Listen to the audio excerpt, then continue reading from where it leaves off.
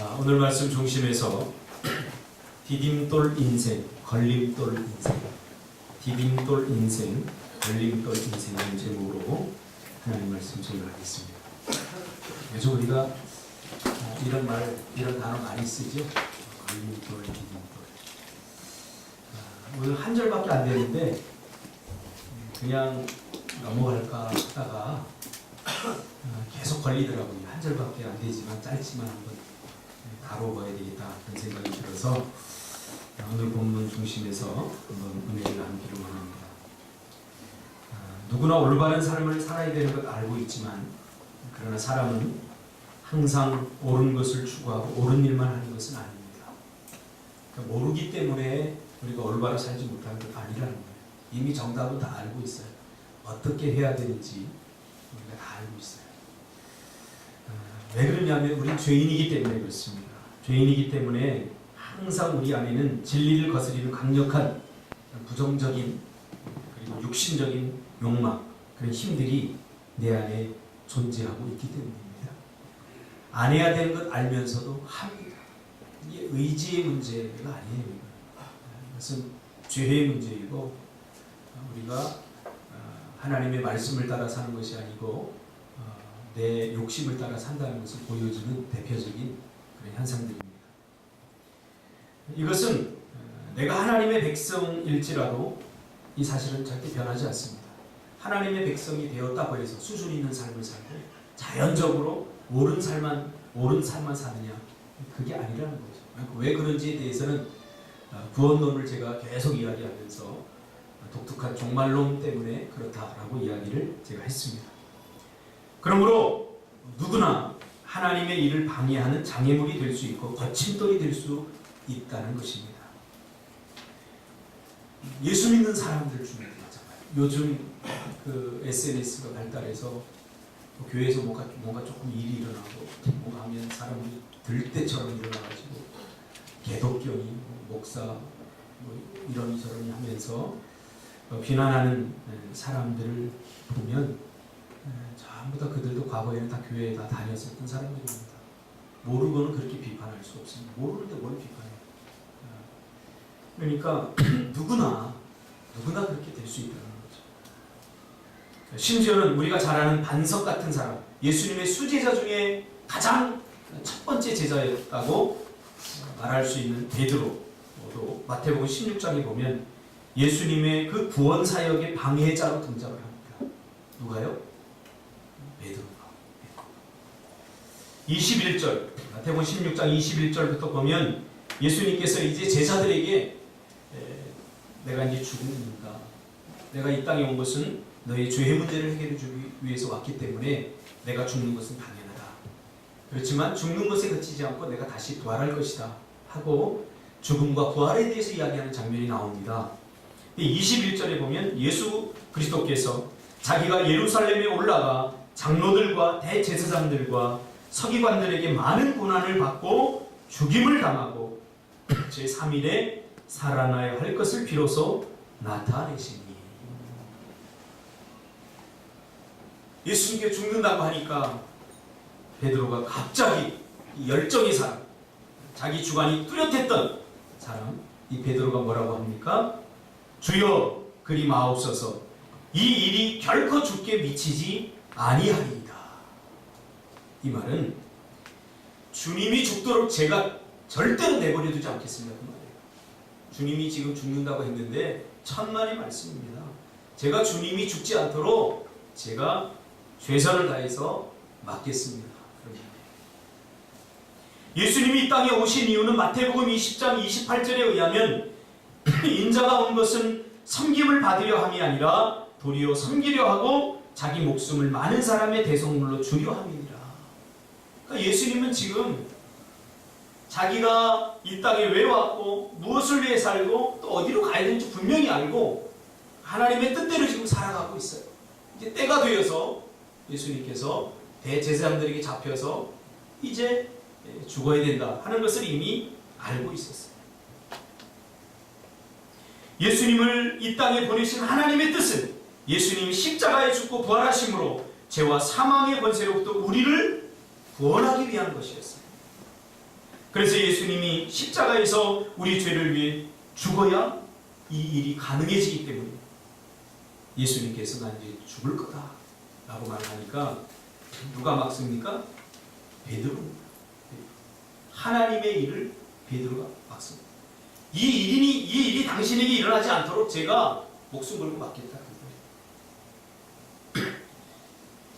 굉장히 우리 겉으로 보면 예수님을 사랑하고 열정이 있고 생각해 주는 것 같고 의리 있는 것 같지만 성경의 분석에 의하면 예수님의 신적인 권세를 이용해서 베드로는 자신의 뜻, 자신의 욕망을 이루려고 한다고 그렇게 성경은 밝혀주고 있습니다. 예수님이 죽어서는 안 돼요. 왜? 자신의 뜻을 이루고 예수님이 왕이 됐을 때 자기가 오른편에 딱 서서 권력을 가져야 되는데 예수님이 죽으면 다 끝나버리잖아요. 그러니까 적어도 예수님은 나를 위해서 죽어서는 안 된다는 거죠. 자기를 위해서 죽으러 왔는데 나를 위해서 죽어서 안 된다는 거죠. 적어도 예수님은 나의 출세와 나의 유익을 위해서는 죽으시면 안 됩니다. 내가 죽는 것을 막겠습니다. 결국은 뭐예요? 자기를 위해서, 자기 유익을 위해서. 반석, 베드로가 반석 아닙니까? 페트라. 반석인 베드로가 거친 돌로 바뀌는 순간이죠. 이 누가 거친 돌이 되냐면 요만한 조그만 자갈돌은 거친 돌이 절대 안 돼요. 여러분 달리다가 걸려서 넘어지는 거 조금 큰 돌이죠. 큰 돌에 넘어지지. 제가 저번 주에 한라산을 올라갔다 왔는데 돌들이 많아요. 정말 돌이에요. 이게 순간 방심하면 걸려서 넘어져요. 베드로, 페트라, 반석이 받침돌이 될 수 있다.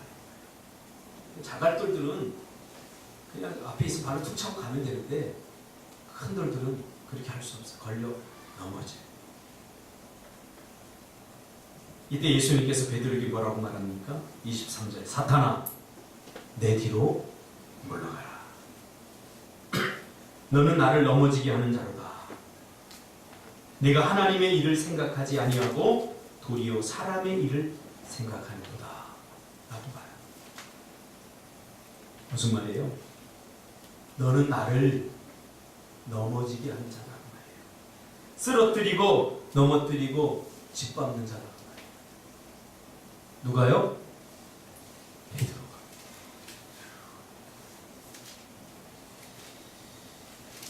베드로도 하나님의 일을 방해하는 장애물이 된다면 우리는 말할 게 없습니다. 우리는 말할 게 없습니다. 우리는 여기서 하나님의 일을 철저히 인간적인 욕심과 욕망 그리고 생각, 인간의 방법을 버려야 한다는 것을 우리가 깨닫게 됩니다. 하나님의 일을 하기 위해서. 많은 사람들이 하나님의 일을 한다고 결국은 자기의 어떤 유익과 자기가 하고 싶은 일들, 자기 만족을 하려고 하는 경우가 허다합니다. 오늘 우리가 살펴볼 이 도비아, 산발락, 게셈 사람, 이 세 사람이 지금 방해하고 있잖아요. 그렇죠? 이 사람을 통해서 사람의 일에 푹 빠져있는 그런 사람들의 반응을 볼 수 있습니다. 오늘 본문에서 은혜가 되는 말이 뭡니까? 네가 하나님의 일을 생각하지 아니하고 도리어 사람의 일을 생각합니다. 이 일이 하나님 나라의 유익이 될 것인가? 하나님이 기뻐하는 일인가? 그 두 번째 문제라는 거예요. 나에게 얼마나 유익이 되고 나에게 손해가 되지 않을 건가? 내가 할 수 있는 일인가 없는 일인가? 이걸 우리는 먼저 따진다는 거죠. 배상훈 집사님 기도하는 게 제가 은혜를 많이 받았는데 설교 안 해도 내려가고 싶은 마음이 막 들 정도로 참 삶을 통찰하고 또 삶의 고민이 묻어나는 그런 기도를 제가 들었어요. 매 순간 하나님께 묻지 않잖아요.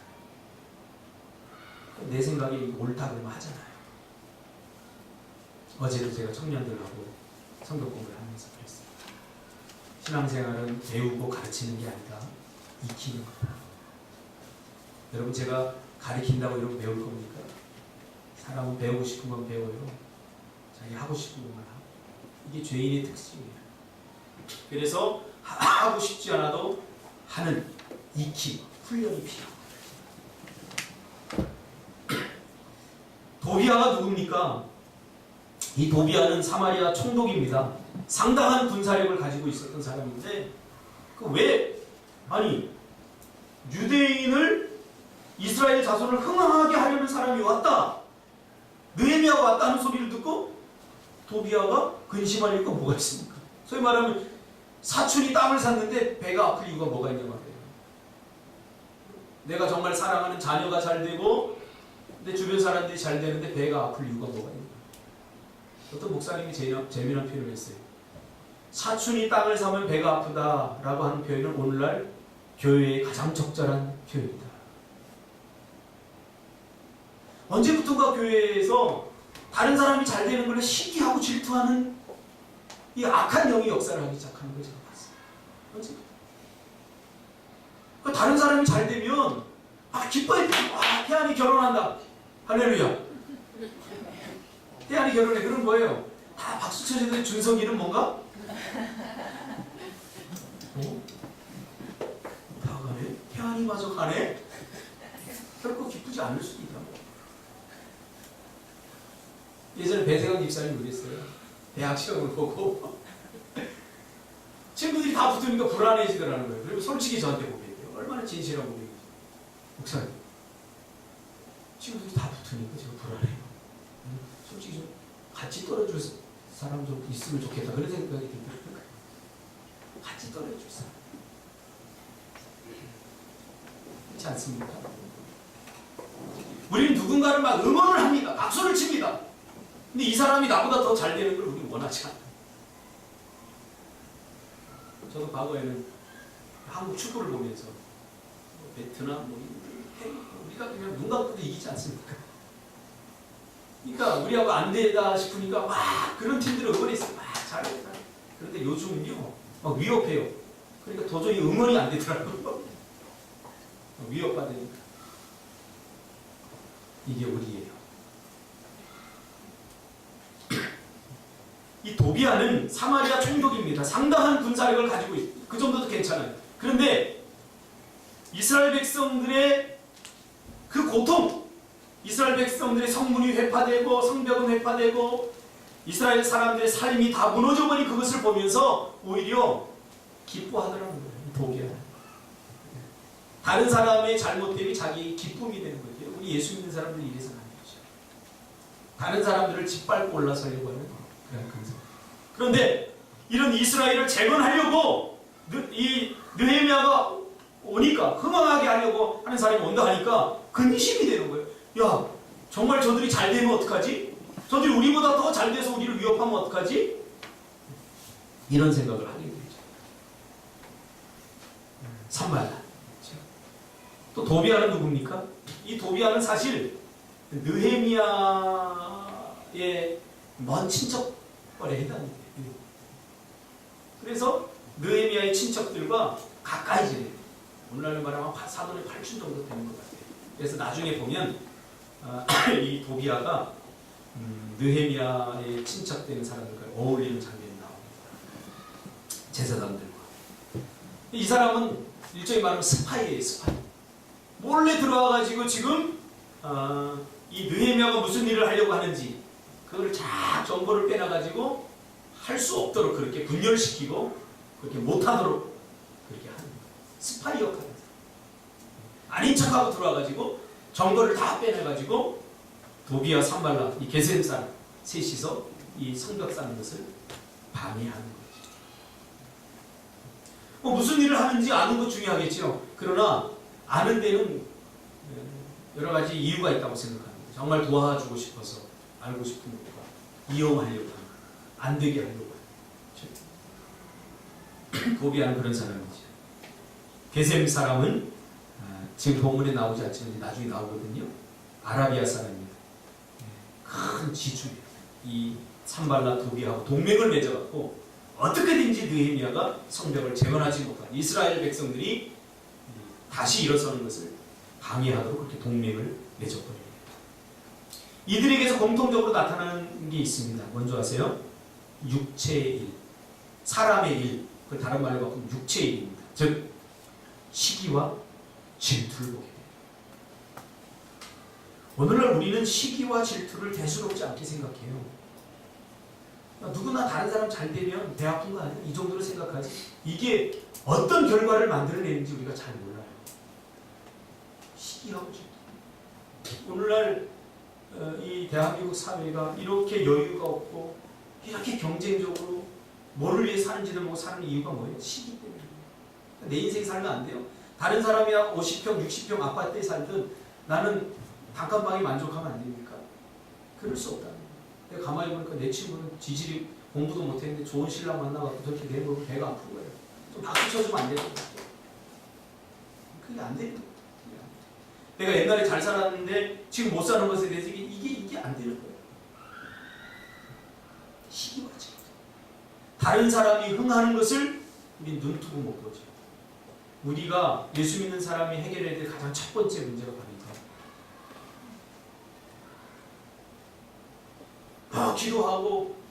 기도한다고 다 하고 그 기도가 아니에요.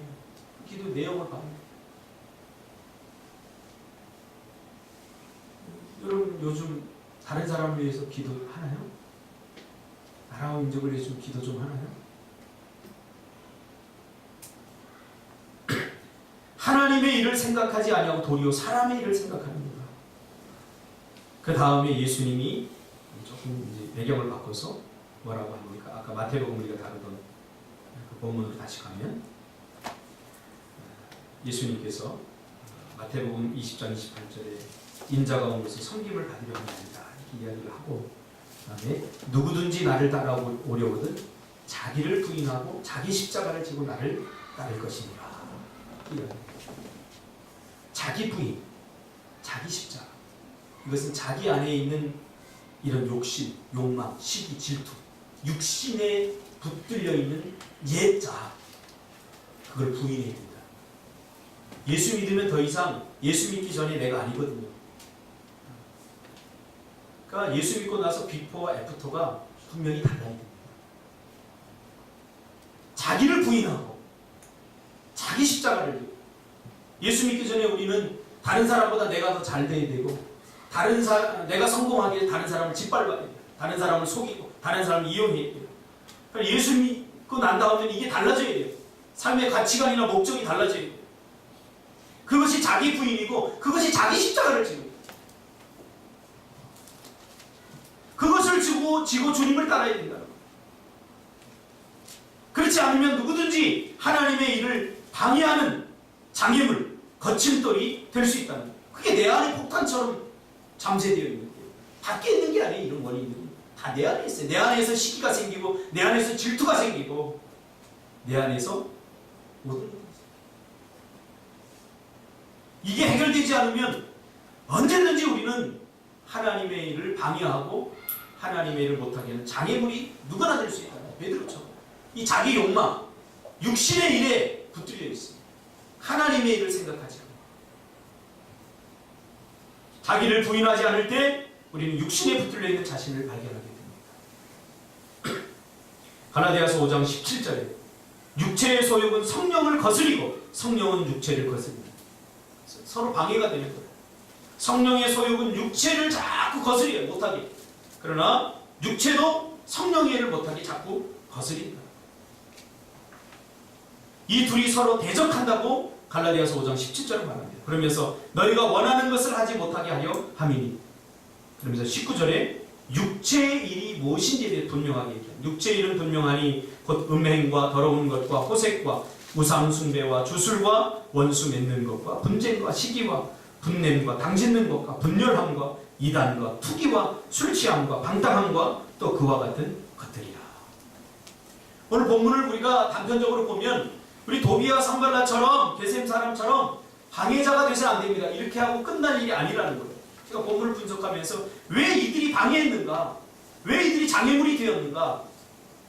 조금 조금만 묵상해 보면 바로 그 장애물이 자기 안에 떡하고 버티고 있다는 사실을 우리가 인식하지 못해요. 인식하지. 거친 돌이란 큰 돌입니다. 아까도 말했듯이. 그래서 교회의 종직일수록 큰 일을 감당하고 중요한 일을 한 사람일수록 겸손해야 됩니다. 오늘 배세영 집사님이 이야기했처럼 기도한 것처럼 나보다 남을 낮게 얘기하니까 더 낫다.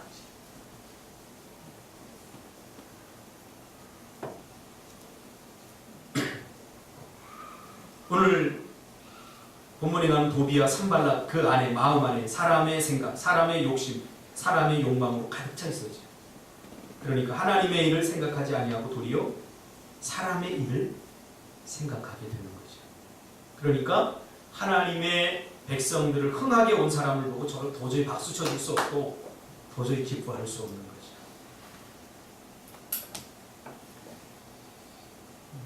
우리는 너무나 당연하게 사람의 입장에서 또 사람의 일에 익숙해져 있어서 사람의 일이 하나님의 일을 방해하고 장애물이 된다는 것에 대해서 별로 대수롭게 생각하지 않아요. 그러니까 하나님의 일을 방해하는 것은 세상 사람들이 아니에요. 우리가 생각하는 것처럼 뭐 개독교라고 또 그런 사람들이 아니에요. 우리가 예수 믿는 우리가 방해자가 되고 가장 큰 방해자가 될 수 있어요.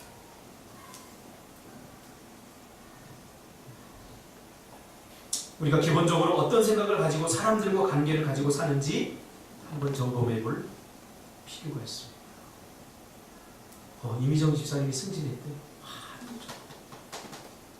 정말 우리가 이렇게 박수 쳐줄 수 있는. 그렇죠. 나와 상관없이 박수 쳐줄 수 있어요.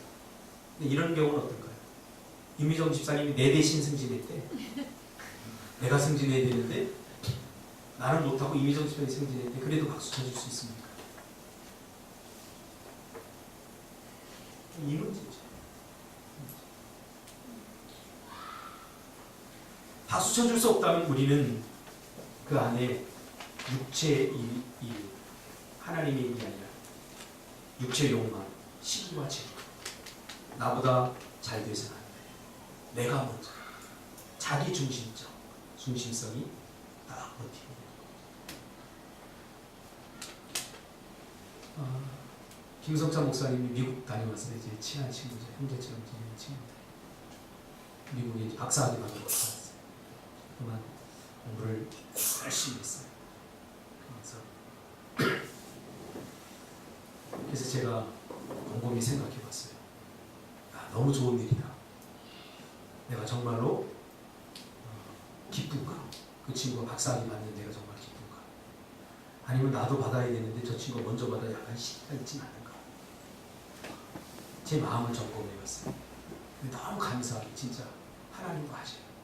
정말 너무 좋더라고요. 제가 박사학위 받은 것처럼 너무너무 좋아요. 너무 기뻐요. 근데 기쁘지 못할 일 또 하나 있더라고요. 차를 샀어요. 제니시스. 할렐루야. 그거는 조금 내가 박수를 못 쳐주겠더라고요. 왜냐하면 이런 생각을 갖고 있어요. 너 교회도 작은데 네가 지금 제니시스 탈 짬밥이야? 나는 모닝 타는데? 또 그러면서 내가 합리화를 했지만 마음속 깊은 곳에는 약간, 물론 저는 차를 안 좋아하지만 그런 부러움이 약간 있었던 것 같아요. 하나님한테 내가 다 이미 다 털어놨기 때문에 여러분한테 털어놓는 거예요. 다른 거 갖고 싸우지 마세요. 내 안에 이런 치열한 영적 전쟁이 일어나잖아요.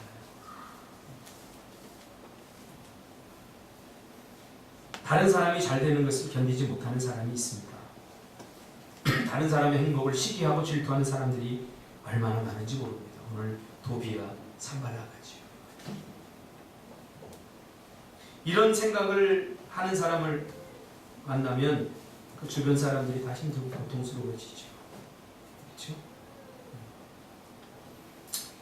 지금 한참 사회에 지금 큰 이슈가 되고 있는 김광석 가수, 제가 너무 좋아하는 가수. 지금도 가을만 되면 이문세의 노래를 듣고 김광석의 노래를 들어요. 우리 상진이 군대 보내고 나서 내가 다 보내고 마지막 보냈잖아요. 허전한지 제가 그때 교회 사무실에 가서 이등병의 편지를 혼자 부르고 울었어요. 집 떠나와 열차 타고 너무나 좋은 거예요. 근데 이 김광석의 그 불행 어쨌든 하여튼 밝혀지진 않았지만 그 아내도 그 아내가 때문에 지금 김광석도 죽었다라고 이야기하고 또 딸도 죽었다라고 그런 걸 밝혀지지 않았지만 설교식은 이야기하고 그렇지만 누구를 만나느냐 참 굉장히 중요한 것 같아요. 살다 보면 좋은 사람, 나에게 힘이 되고 용기를 주고 디딤돌이 기꺼이 대주는 사람을 만났으면 좋겠지만 반드시 그렇지만 않아요. 하나님은 우리를 왜 부르셨습니까? 하나님의 그 부르심의 기본은 다른 사람을 흥하게 하기 위해서 우리를 불렀어요. 제가 목회를 왜 하냐? 여러분을 흥하게 하기 위해서 목회를 합니다. 예수님도 요한복음 10장 10절에 내가 온 것은 양으로 생명을 얻게 하고 더 풍성하게 하려는 것이야. 그럼 우리의 삶의 방향이 나의 행복보다는 나의 잘됨보다는 너의 행복, 너의 잘됨을 위해서 기꺼이 디딤돌이 되어줘야 돼. 내 어깨를 기꺼이 빌려줘야 돼. 자, 그러면 우리가 너무 이기적이기 때문에 또 이런 생각을 할 수 있어요. 그럼 다른 사람의 행복을 위해서 내가 살면 내 행복은 언제 오지? 이렇게 굉장히 무식한 사람이에요. 행복이라는 것은 관계 속에서 오는 거예요. 관계에서. 절대 내가 혼자 있다고 행복하지 않아요. 내가 모든 조건을 다 갖추고 무인도 혼자 있으면 행복할 것 같아요? 절대 행복이라는 것은 하나님께서 원래 행복이라고 하는 것은 관계 속에서 누리도록 만들어 놨기 때문에 관계를 떠나서 우리가 절대 행복할 수 없어요. 그래서 너의 흥함이 나의 흥함으로 오는 거예요, 결국은. 저도 이렇게 보면, 주일날 이렇게 보면 여러분 표정부터 이렇게 보다가 요즘은 태안이는 싱글벙글하죠. 내일 모레 장가가니까. 뭘 해도 예스! 예! 목사님 하겠습니다. 오래 가야 되는데 간단하게 계속 결혼해야 돼. 침체될 때마다 계속 결혼식 하고. 이제 준석이를 이렇게 보게 되죠. 나의 그러면서 예전 어른들만 야 자식 많은 부모는 바람 잘 나온다. 네가 웃어야 나도 웃을 수 있어. 저기 뭐 근심이 있나 또 이영희 선교사 이렇게 볼게 해보셨지. 그런 생각. 그러면 한글한글 매 기분 좀 이놈한테 내가 마음을 다 두면 좋게 나도 기쁘겠는데 일로 가요 저로 이렇게. 물론 제가 예를 들어서 그런데 준석 집사는 자기 통제를 잘 하고 있어요. 통제를 잘 하고 있고 열심히 지금 뭐 살려고 좀 노력하고 있어요. 하나님이 왜 우리를 부르셨는지, 그저 자기 잘 먹고 잘 살고 자기만 행복하면 그만의 인생을 살려고 불렀는지, 거기에는 행복이 없다는 거죠. 요셉도 그래서 불렀어요. 요셉. 모세도 그래서 불렀고요. 내가 먼저 잘 돼야지, 이런 생각을 갖는 한 우리는 누군가를 응원하고 지지하다가도 그 사람이 나보다 잘 되면 금방 시기하고 질투하고 돌아서 버리죠. 원수가 돼버리죠. 이 순간부터 디딤돌이 아니라 걸림돌 노릇을 하기 시작합니다. 제 주변에도 많이 봐요. 노예 가도 그런 목사님들 많이 봐요. 오늘 느헤미야도 예기치 못한 거침들을 만나게 됩니다. 이런 사람 만나지 않았으면 좋겠지만 살다 보면 반드시 만납니다. 어떻게 해야 됩니까? 싸우는 게 아니라 그를 위해서 기꺼이 디딤돌이 되어줘야 됩니다. 이들은 성벽 재건을 하지 못하도록 집요하게 방해합니다. 우리가 이제 나중에 계속 살펴보겠지만 조롱합니다. 야, 그 성벽을 짓는데 거기에 여우가 올라가면 무너지겠다. 막 조롱합니다. 비웃습니다. 야, 니까지 뭘 할 수 있겠어? 업신여깁니다. 루머를 퍼뜨립니다. 야, 저 느헤미야가 아닥사스도 왕에게 반기를 들어서 지금 구테타를 일으키려고 하는데 성벽을 위해 쌓는 거예요. 하면서 하다가 안 되니까 또 아닥사스도 왕까지 동원해서 방해하려고 악성 음모를 퍼뜨립니다. 그래도 안 되니까 어떻게 하는 줄 아세요? 나중에는 협박까지 하는 거예요. 그러니까 너희들 계속 이거 공사 중단 안 하면 우리가 너희들 공격할 거야. 그래서 나중에 이스라엘 백성들이 어떻게 공사를 합니까? 한 손에는 창, 칼을 들고, 그렇죠?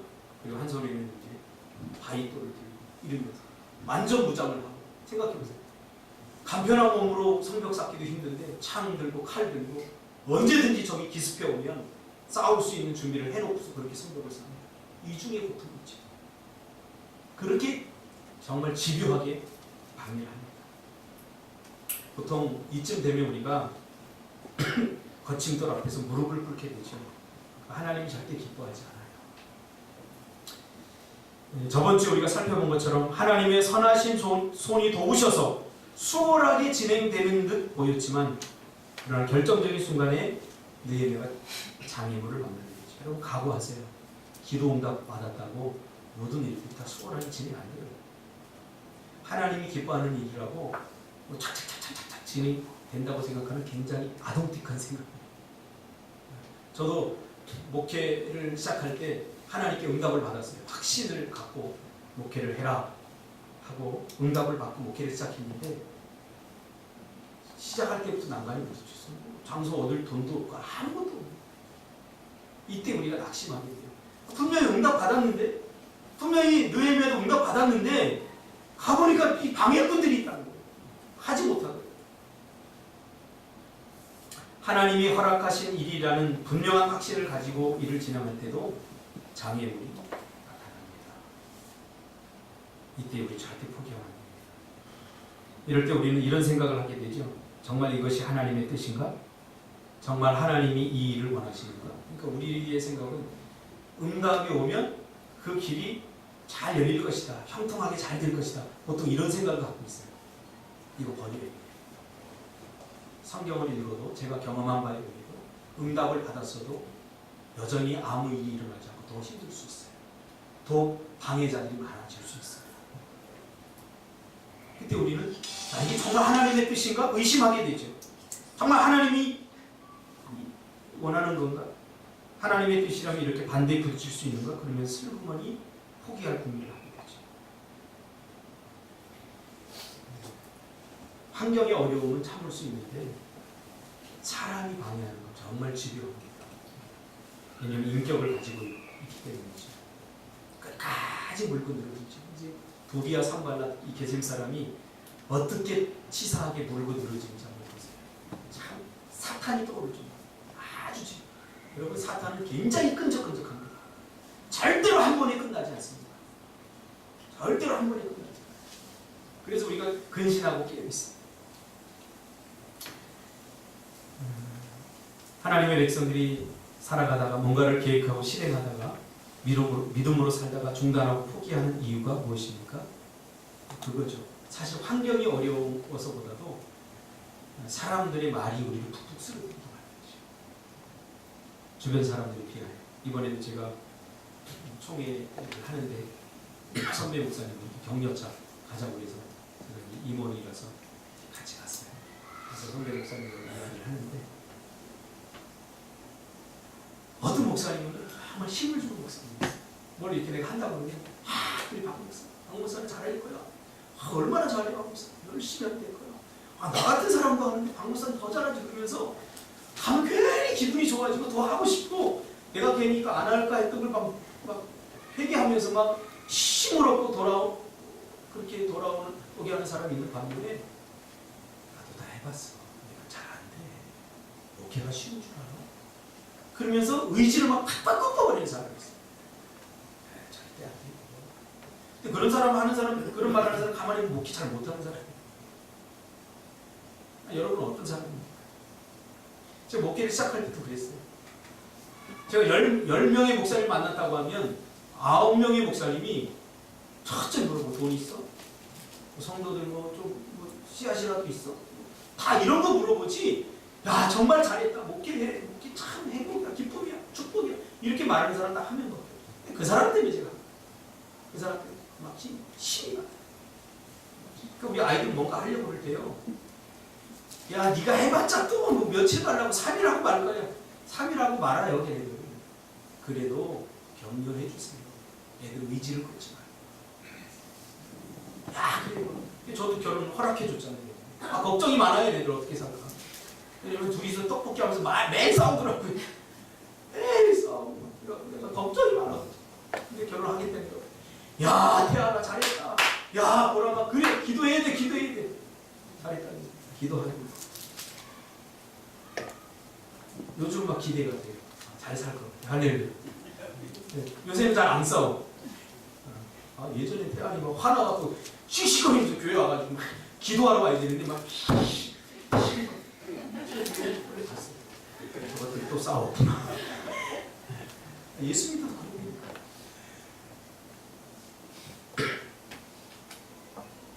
여러분 격려해주고 칭찬해주고 힘을 주는 말을 하는 사람 되시길 바랍니다.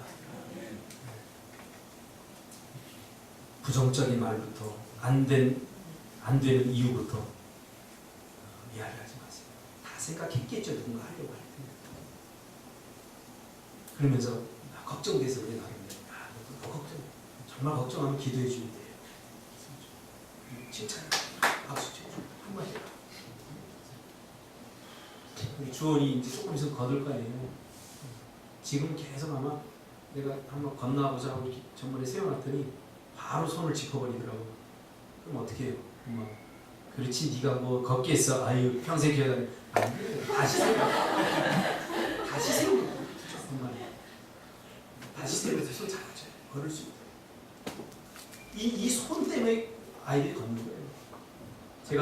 제가 공부한 바에 의하면 수억 번 넘어진 겁니다. 아이들이 한 번 걷기 위해서.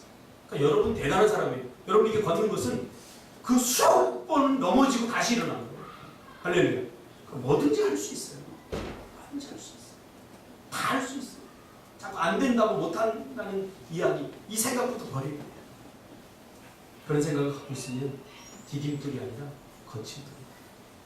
신중이가 나를 째려보면 지는 나한테 안 된다고 설교 씨가 된다고 저거 뭐야? 헷갈리지? 너 교만하지 말라고. 결론이 그거거든. 그러면 하나님의 이 장애물을 주면 이거예요. 정답을 줬는데, 네?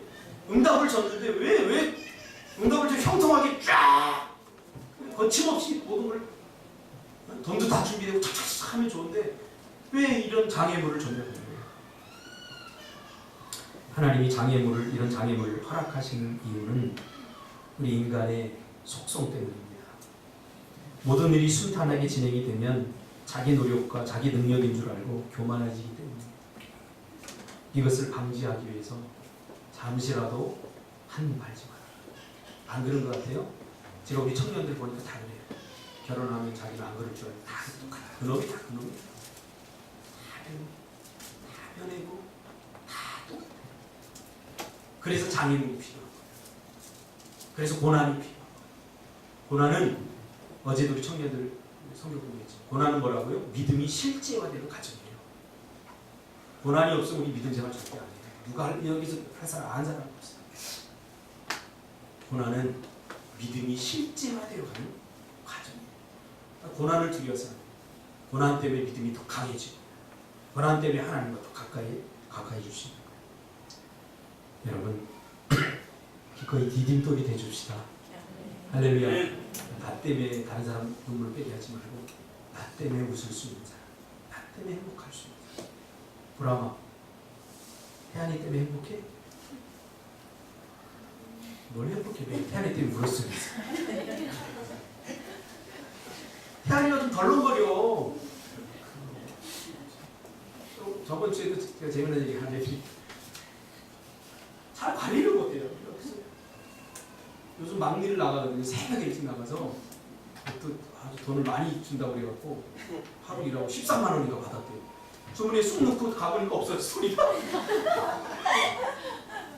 이런 애예요 얘가.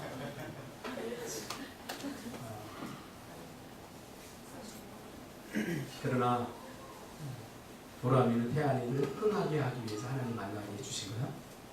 주례 때문에. 너도 보람이를 흥하게 하기 위해서 하나님이 보람이 남편을 주시는 거예요. 주례하는 것 같았고 우리 서로의 만남이 나 때문에 네가 웃게 하고 행복할 수 있어요. 제가 좋아하는 중국의 노신이라고 하는 사람이 있습니다. 이 사람을 기점으로 중국이 일어나거든요. 사실은 중국의 역사를 우리가 공부해보면 근현대사에서 이 노신이라고 하는 사람이 중국의 지금 어떤 사상적 배경을 다 만들어 온 사람이거든요.